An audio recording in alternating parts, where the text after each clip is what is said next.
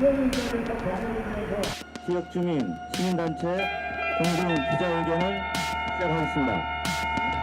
하지만 이런 구체적인 문제 제기에도 국토부는 답변을 못하거나 인사 말씀 먼저 진행 순서를 갖겠습니다.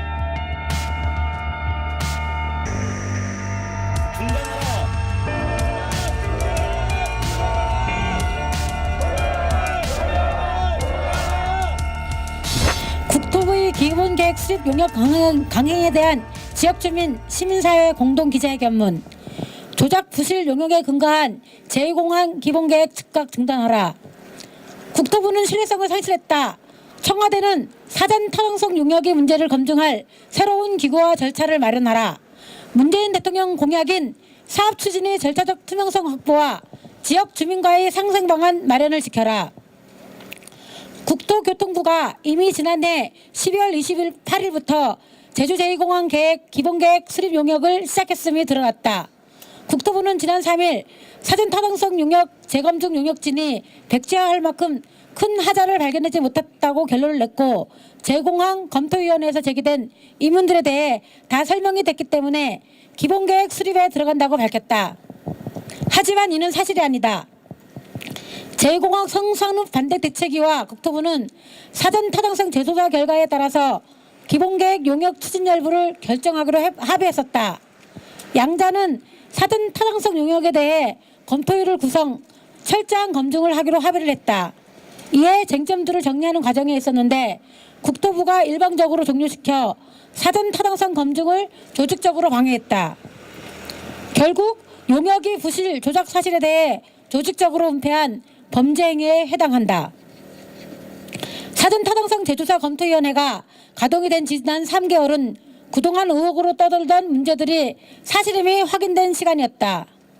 유력한 후보지였던 신도리는 최악의 활주로 배치로 고의적으로 탈락시켰고, 성산 후보지는 군 공역이 항공로와 중첩됐는데도 없다고 하여 공역 최고점을 받게 했으며 정석 비행장 문제도 다시 불거져 나왔다. 하지만 이런 구체적인 문제 제기에도 국토부는 답변을 못하거나 안 했고, 따라서 검토위원회 활동기간 연장은 당연한 수순이었다. 하지만 국토부는 검토위원회 2개월 연장을 거부했고, 검토위원회 권고안은 시작도 없이 증발돼 버렸다. 대책위와 국토부의 합의에서 사전 타당성 재조사 용역지는 검토위원회의 모니터링을 받게 돼 있고, 활동 자체가 검토위원회의 활동과 맞물려 있다. 결국 검토위원회가 없는 상황에서의 재조사 용역진만의 결과 도출은 불가능하다. 이러한 상황에서 제출되는 결과는 국토부의 입맛에 맞는 유령 보고서에 불과하다. 재조사 용역진의 최종 보고서는 검토위의 모니터링을 거치지 않은 국토부의 결론일 뿐임을 분명히 밝힌다. 따라서 성산업 대책위는 국토부가 주민의 신뢰를 얻고 현재의 제2공항 갈등을 해결할 자격이 없음을 선언한다. 우리는 촛불혁명으로 탄생한 문 대통령의 공약을 지킬 것을 다시 강력하게 요구한다.